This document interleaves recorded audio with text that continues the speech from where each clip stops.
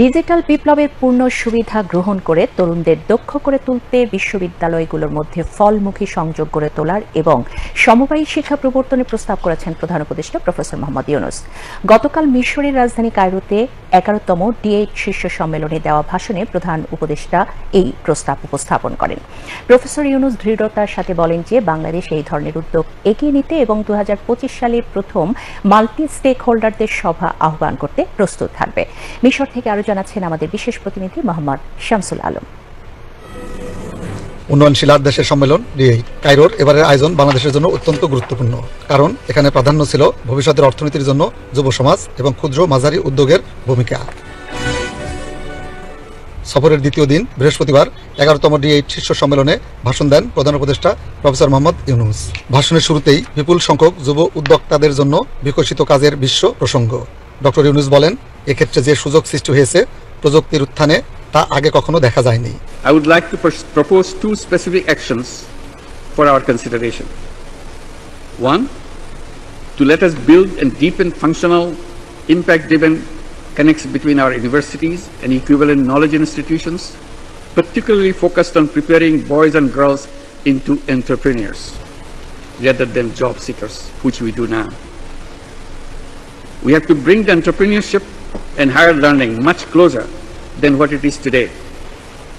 Our aim should be to generate knowledge that can produce global business and industry leaders from the 8 countries, successfully navigating in the fiercely competitive global market.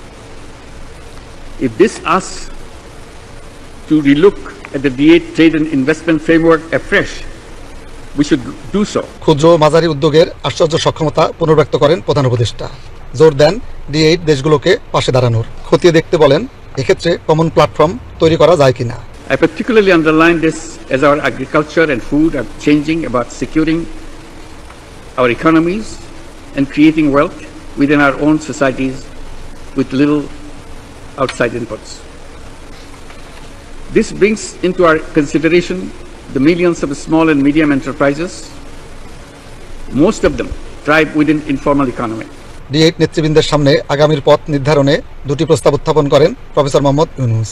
উদ্যোক্তা তৈরিতে একটি আহ্বান, এমন শিক্ষা ব্যবস্থা প্রণয়ন যেখানে অর্থনীতির নেতা হবে নতুন প্রজন্ম। বলেন, সকলে যেন সামাজিক ব্যবসায় নিয়োজিত হন নতুন সভ্যতা গড়ে তুলতে। As we adopt the Cairo Declaration and the summit outcome reflecting our collective aspirations and shared commitments to addressing pressing issues, I may call upon excellencies to relook at our collective agenda fresh. বৃহস্পতিবার D8 মূল সেশনে আরও ভাষণ দেন সদস্যভুক্ত দেশগুলোর সরকার ও রাষ্ট্রপ্রধান। বৈশ্বিক যুদ্ধ, বিগ্রহ আর সংকটের নানা চ্যালেঞ্জের বাস্তবতায় অনুষ্ঠিত হলো D8 শীর্ষ সম্মেলন, যেখানে দেশগুলোর নেতারা মিলিত হন অর্থনৈতিক সহযোগিতা জোরদার এবং টেকসই উন্নয়নের জন্য একটি অভিন্ন দৃষ্টিভঙ্গির রূপরেখা তৈরির প্রচেষ্টায়। উন্নয়নশীল মুসলিম 8টি দেশের জোট D8 মিশরের রাজধানী কায়রোতে অনুষ্ঠিত D8 শীর্ষ সম্মেলনে বাংলাদেশ প্রতিনিধি দলের নেতৃত্ব দেন প্রধান উপদেষ্টা প্রফেসর মোহাম্মদ ইউনূস। সম্মেলনে দেওয়া বক্তব্যে প্রধান উপদেষ্টা উন্নয়নশীল দেশগুলোর মধ্যে অর্থনৈতিক সহযোগিতা, বাণিজ্য ও উদ্ভাবনী সহ নানা গুরুত্বপূর্ণ বিষয় তুলে ধরেন। কায়রো থেকে